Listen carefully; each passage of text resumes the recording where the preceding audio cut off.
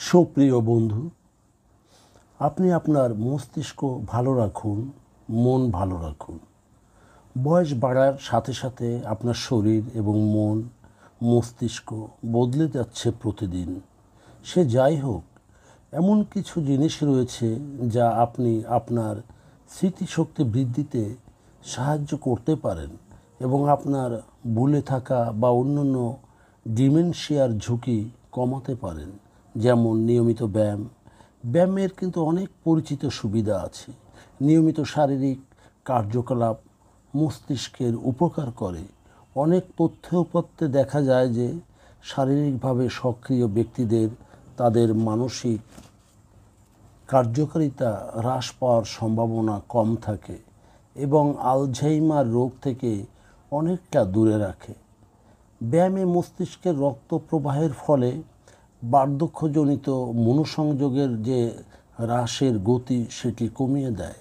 আপনি প্রতিদিন 30 থেকে 60 মিনিট হাঁটুন বা সাঁতার বা টেনিস খেলুন বা অ্যারোবিক কার্যকলাপ করুন।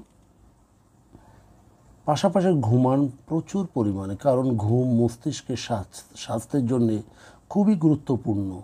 ঘুমে স্মৃতিশক্তি জাগিয়ে দেয় এবং অস্বাস্থ্যকর প্রোটিন থেকে আপনার মস্তিষ্ককে মুক্ত রাখে। 7 থেকে 8 ঘন্টা হলেও ঘুমান। 2-3 ঘন্টা বা খণ্ডিত ঘুম এটি কোনো ঘুমই নয়।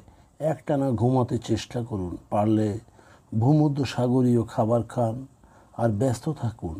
পাজল, সুডোকু, বই পড়া বা বিভিন্ন পাজল, এই সমস্ত কিছুর চর্চা করুন।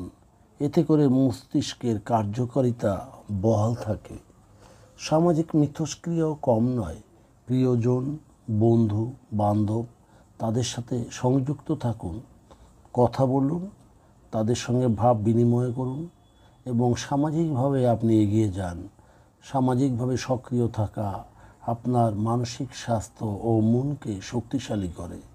বিশেষ করে তামাক, অ্যালকোহল, ধূমপান থেকে বিরত থাকুন।